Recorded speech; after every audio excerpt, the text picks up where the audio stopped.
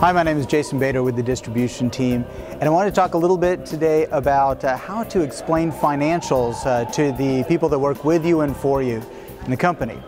I think one of the easiest ways to demonstrate how money works inside the company is to use what I call the dollar bill trick. Now, the dollar bill trick starts out fairly simply, as I'll show you right here. Put this in front of your employees, and my suggestion is to use a much larger denomination, but since I'm cheap, I'm going to go ahead and use a dollar and demonstrate this as we go through.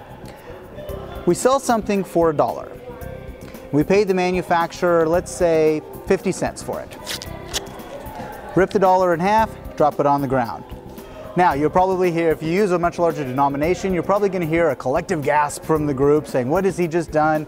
But at least it gets their attention, gets them in the game, and that's really what we're trying to do when we're teaching financials, which usually isn't a very exciting subject. Ask the group, what is this? Well, it's a worthless half of a dollar, or in distribution parlance or in financial parlance, this is gross margins. And this is really the most important part of our company. So what happens to this? Well, many people in the company might think that the gross margin dollar actually goes in the back pocket of the owner of the company. Well, that's simply not the case. A lot of things happen to this dollar bill before it actually becomes net profit or owner's equity.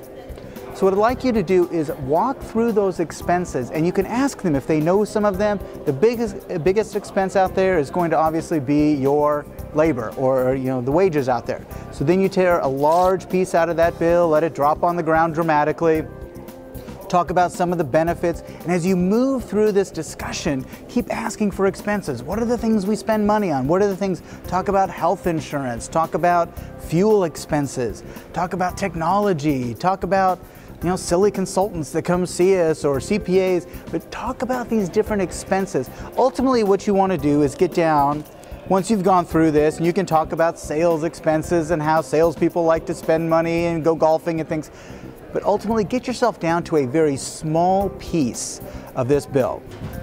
That represents net profit. And talk about what this little piece does and how small that really is. There's a huge misperception about how much money is coming into the company.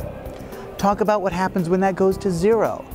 What happens inside the company? We lay people off. We can't buy new vehicles. We can't buy a lot of things. We can't invest in inventory. A lot of detriment to this.